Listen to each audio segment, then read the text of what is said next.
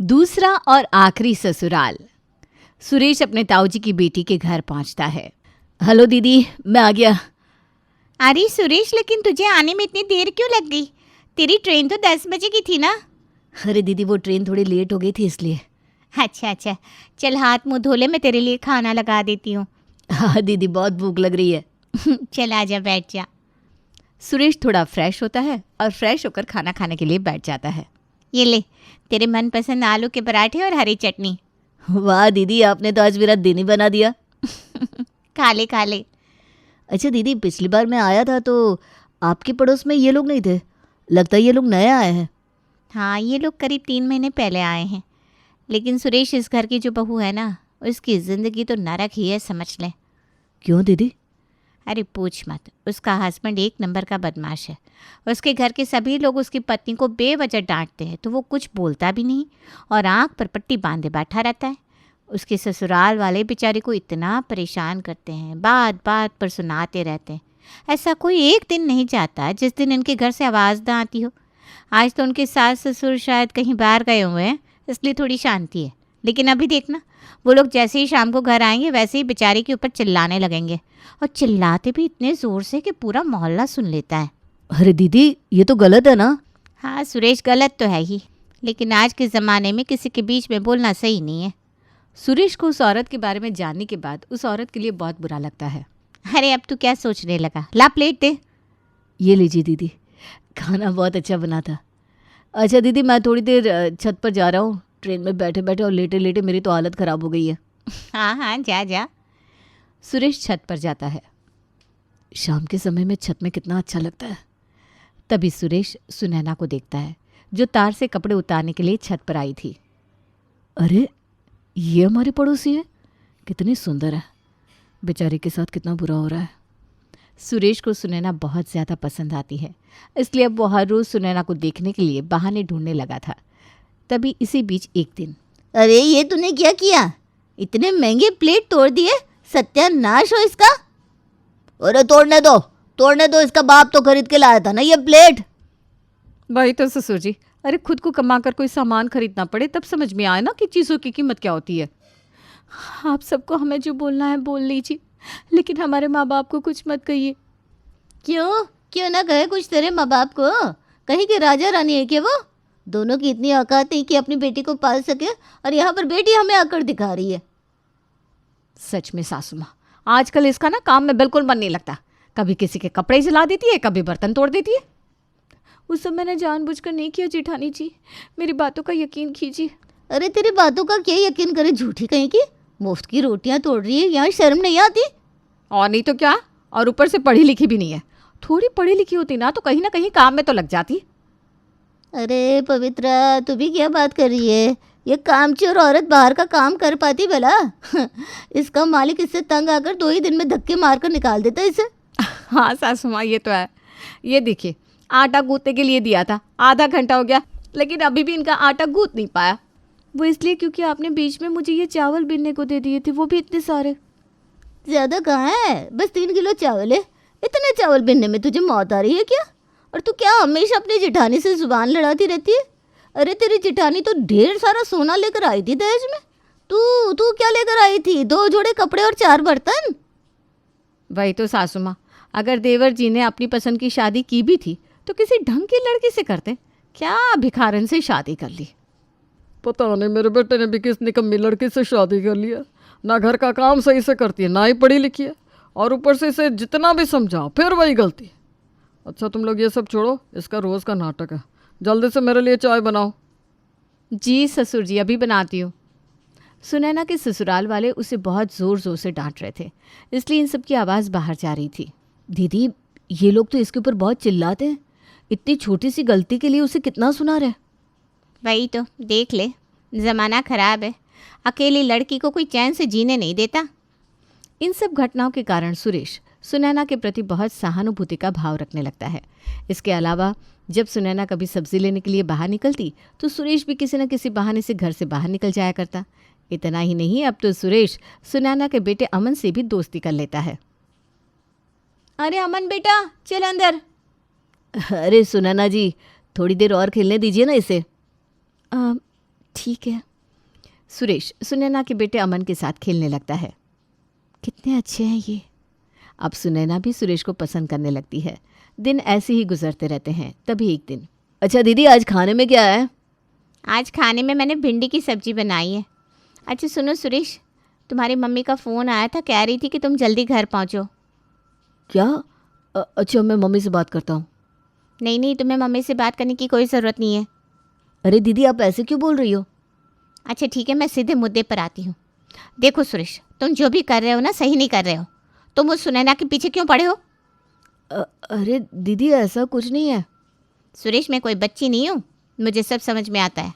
बताओ तुम दोनों के बीच में क्या चल रहा है? अच्छा दीदी अगर आपको पता चल चुका है तो ठीक ही है। वैसे भी मैं आप लोगों से इस बारे में बात करने ही वाला था। देखिए दीदी सुनैना अकेली है, उसे किसी सहारे की ज़रूरत है और मैं उसका सहारा बनना चाहता हूँ। तुम्हें उसका सहारा बनने की कोई ज़रूरत नहीं है। तुम्हें पता नहीं उसके ससुराल वाले कितने बेकार हैं।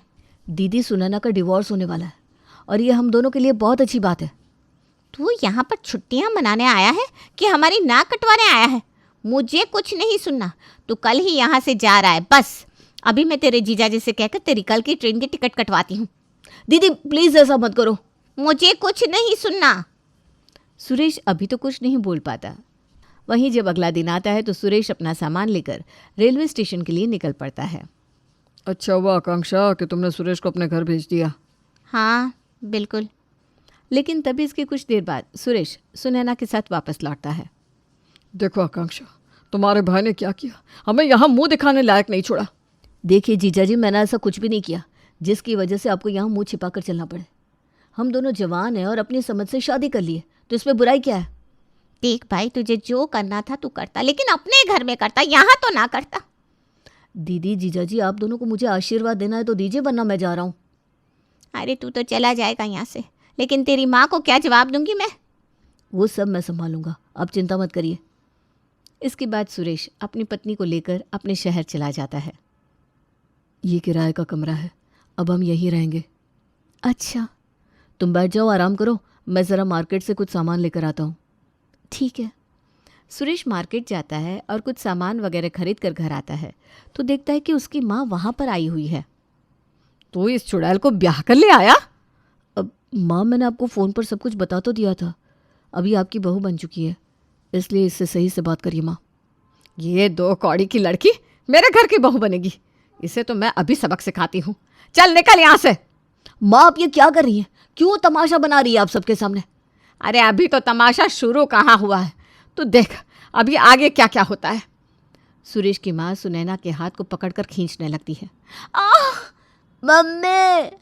माँ रुक जाइए, बहुत हो गया, अब और तमाशा नहीं। तू इस चुड़ैल के लिए मुझसे ऐसे बात कर रहा है बेटा? हाँ माँ, मुझे मजबूरी में आपसे इस तरीके से बात करनी पड़ रही है क्योंकि आप मुझे मजबूर कर रही हैं। माँ प्लीज़ आप यहाँ से जाइए, मैं आपके हाथ जोड़ता हूँ। ठीक है बेटा जा रही हूँ, लेकिन यह दिन मुझे हमेशा याद रहेगा। सुरेश की माँ वहाँ से गुस्से में चली जाती है। Sunaina I am sorry. कोई बात नहीं। अच्छा अमन बेटा ये लो आइसक्रीम, तुम्हें ये वाली आइसक्रीम बहुत पसंद है ना? हाँ। तो ले लो। अच्छा सुनैना मैं तुम्हारा फेवरेट मंचूरियन लेकर आया हूँ, चलो साथ में खाते हैं और अपना मूड फ्रेश करते हैं। इसके बाद सुरेश सुनैना और अमन के साथ अच्छा समय व्यतीत करता है। दिन ऐसे ही गुजरते रहते हैं और ये परिवार हंसी खुशी अपनी ज़िंदगी बिताता रहता है। लेकिन तभी इस परिवार में कुछ परेशानियां होना शुरू हो जाती है। अच्छा सुनैना मैं क्या कह रहा था कि बहुत दिनों से हम लोग रेस्टोरेंट नहीं गए, तो आज चलते हैं ना? अरे आज तो मैं बिल्कुल भी नहीं जा सकती क्योंकि कल अमन के स्कूल में फैंसी ड्रेस कंपटीशन है और मुझे इसके लिए बहुत सारी तैयारियां करनी है। अच्छा ठीक है फिर। सुरेश को इस बात पर बहुत गुस्सा आता है क्योंकि सुनैना ने उसे इसी तरह कई बार बाहर जाने के लिए मना किया था, वो भी अपने बच्चे की वजह से। हमेशा बार बार मना कर देती है। कभी अमन के स्कूल में फैंसी ड्रेस कंपटीशन है, कभी इसके स्कूल में पेरेंट्स टीचर मीटिंग है, कभी इसकी तबीयत खराब रहती है। अरे कम से कम मुझ पर थोड़ा तो ध्यान देना चाहिए। और तभी इसके कुछ दिन बाद ही सुनो सुनैना, आज ना मेरा वेज रोल खाने का बहुत मन कर रहा है, चलो ना बाहर चलते हैं। अरे नहीं नहीं, इतनी ठंड हो रही है बाहर, ऐसी ठंडी में अमन को बाहर ले जाना ठीक नहीं है। वैसे ये सुबह से बीच बीच में छींक रहा है। ठीक है फिर घर में ही मंगा लेता हूँ। हाँ यही ठीक रहेगा। और अमन के लिए ना एक मीडियम साइज़ का पिज़्ज़ा मंगवा दीजिएगा। मैंने मना कर दिया तो सुनैना ने एक बार भी नहीं बोला कि नहीं नहीं बाहर चलते हैं। इस तरह सुरेश इन सब बातों की वजह से अमन के प्रति गुस्सा का भाव रखने लगता है। इसके कुछ दिन बाद जब सुरेश मार्केट में था, ये वाली ड्रेस तो बहुत अच्छी लग रही है, ले लेता हूँ। भैया ये वाली ड्रेस देना तो। सुरेश वो ड्रेस खरीदता है और ड्रेस लेकर घर पहुंचता है। अरे ये तो काफ़ी शॉर्ट है। तो क्या हुआ, आजकल तो सारी लड़कियां पहनती है ना ऐसा। प्लीज़ ज़रा पहन के दिखाओ ना, मना मत करना। लेकिन अरे लेकिन मत करो, चलो जल्दी से पहन कर दिखाओ प्लीज़। अच्छा ठीक है, 1 मिनट में आती हूँ। लेकिन तभी वहाँ पर अमन आ जाता है। मम्मा भूख लग रही है, प्लीज़ पास्ता बना दो। बेटा अभी थोड़ी देर में बनाती हूँ, तुम जाओ अपना होमवर्क ख़त्म कर लो। ना, मुझे अब भी खाना है। अमन पास्ता खाने की जिद करता है और रोने लगता है। बेटा ऐसे जिद नहीं करता है, जाओ अभी थोड़ी देर में बना देगी ना मम्मी पास्ता। अरे नहीं बच्चा है, अभी इसे क्या पता। ऐसा करती हूँ, मैं जल्दी से पास्ता बना लेती हूँ पहले। ये कहकर सुनैना तुरंत किचन में चली जाती है। सुनैना मेरे बारे में बिल्कुल सोचती नहीं, सिर्फ अपने बच्चे के बारे में सोचती है। और तभी सुरेश को उसके बॉस का कॉल आता है और उसे ऑफिस जाना पड़ता है। हो गया सारा मूड चौपट। तो ये सब कुछ हो ही रहा था कि अगले दिन, अरे वाह ये वाली मूवी। सुरेश मूवी देख रहा था कि तभी उसमें एक रोमांटिक सीन आता है। ये देखते ही सुनैना टीवी का रिमोट सुरेश के हाथ से ले लेती है और टीवी का चैनल बदल देती है। ये क्या कर रहे हैं आप? क्या कर रहा हूँ मतलब? अचानक से ये गाना चालू होगा तो इसमें मैं क्या करूँगा? अरे पर थोड़ा तो ध्यान करिए, घर में बच्चा है, उस पर इन सब चीज़ों का क्या असर पड़ेगा? अच्छा ठीक है, ऐसा करता हूँ, टीवी बंद कर देता हूँ। अरे सुरेश ये कहकर गुस्से में घर से बाहर चला जाता है। जब वो घर वापस लौटता है, बेटा पढ़ो इसे, ध्यान से पढ़ो। मुझे लगा था कि मैं गुस्सा हूँ तो सुनैना मुझे मनाएगी, लेकिन यहाँ तो सब उल्टा ही हो रहा है। मैडम अपने बेटे को पढ़ाने में लगी हुई है। बेटा जल्दी से ये वाला पार्ट याद कर लो, कल तुम्हारे टेस्ट है ना। टेस्ट है? पढ़ा तो ऐसे रही है जैसे साइंटिस्ट बनने वाला है कल। सुरेश चुपचाप अपने कमरे में चला जाता है और सो जाता है। अरे ये तो बिना खाए सो गए आज। सुरेश जी उठिए ना, मैंने आपकी मनपसंद लौकी और चने की सब्जी बनाई है। नहीं मुझे सोने दो, मुझे बहुत नींद आ रही है। इन्हें क्या हो गया? देख रही हूँ 2-3 दिन से इनका मूड ठीक नहीं रहता। इसके अगले दिन ही सुरेश रात के 10:30 बजे बियर की बोतल लेकर आता है। अरे ये बियर की बोतल? आपसे मैंने मना किया था ना, ये सब घर में मत लेकर आइए। सुनैना अब ना तुम चुप ही रहो। मैं कुछ भी करता हूँ तो तुम मुझे कितना टोकती हो, घर में ये मत करो, घर में वो मत करो, टीवी में ये चैनल मत देखो, वो चैनल मत देखो। अरे बस भी करो यार, परेशान हो गया हूँ इन सब रोक टोक से। तुम मुझे क्यों एक पंछी की तरह पिंजरे में कैद रखना चाहती हो? सुरेश जी ये आपको क्या हो गया है? आप ऐसे क्यों बात कर रहे हैं मुझसे? अरे क्योंकि तुमने मेरे लिए कोई चारा ही नहीं छोड़ा, इसलिए मैंने सोचा कि अमन 10 बजे तक सो गया होगा तो मैं ये बियर लेकर आया, लेकिन तुम्हारा बेटा तो अभी तक जगा हुआ है, तो इसमें मेरी क्या गलती है? अरे जाओ ना, जाके सुलाओ उसे। तो क्या वो सुबह में ये सब नहीं देखेगा? नहीं देखेगा, क्योंकि मैं इसे छुपा दूंगा।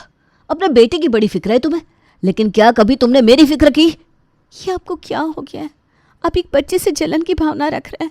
अरे चुप करो यार, मैं तंग आ गया हूं तुम्हारी ये बकवास बातें सुन सुनकर। अब जाओ और मुझे थोड़ा टेंशन फ्री रहने दो। सुनैना रोते हुए चली जाती है। इसके कुछ दिन बाद, सुनिए आपने दिन में अमन को मारा था और आपने उससे कहा कि वो मुझे इस बारे में कुछ ना कहे। हाँ तो मैं उसका पिता हूं और उसका पिता होने के नाते मैं उसकी गलती पर उसे डांट भी सकता हूं और मार भी सकता हूं। तुम कहो तो नहीं मारूंगा, नहीं डांटूंगा। लेकिन उसने ऐसा क्या किया था कि आपको उसे मारना पड़ा? तुम तो ऐसे बोल रही हो जैसे मैंने उसे पता नहीं कितना मारा होगा।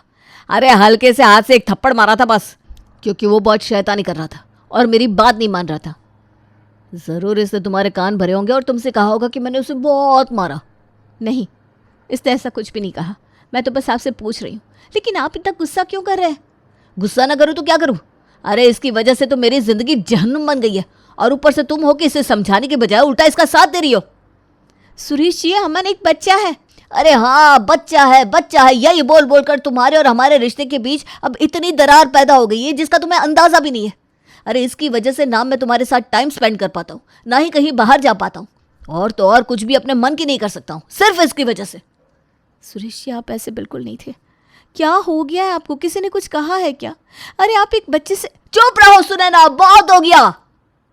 अब तुम्हें इसे कल ही हॉस्टल में डालना होगा। नहीं, मैं ऐसा नहीं कर सकती। मैं अपने बच्चे के बिना नहीं रह सकती। ये बात आप भी अच्छे से जानते हैं सुरेश जी। ये क्या हो गया है आपको? प्लीज़ ऐसा मत बोलिए, हमारा छोटा और प्यारा परिवार है, क्यों तोड़ रहे इसे आप? मत करिए ना ऐसा प्लीज़। नहीं, अब मैं अपना डिसीजन बदलने वाला नहीं हूँ। तुम्हें इसे हॉस्टल भेजना ही होगा। और वैसे भी ये हॉस्टल ही तो जाएगा, कहीं किसी और के पास नहीं जाएगा जो तुम बेवजह इतना डर रही हो। तो ठीक है, फिर हम दोनों अलग हो जाते हैं, क्योंकि इसी में हम दोनों की भलाई है। सच में मैंने आपको एक अच्छा इंसान समझकर गलती की। वाह, मेरी माँ सही कहती थी, तुम जैसी औरतें ना लास्ट में धोखा ही देती हैं। बहुत हुआ सुरेश जी, अब एक और लफ्ज़ नहीं। इतना कहकर सुनैना अपना सामान पैक करती है और अपने बेटे को लेकर सुरेश के घर से निकल जाती है। इस तरह सुनैना का ये दूसरा और आखिरी ससुराल था।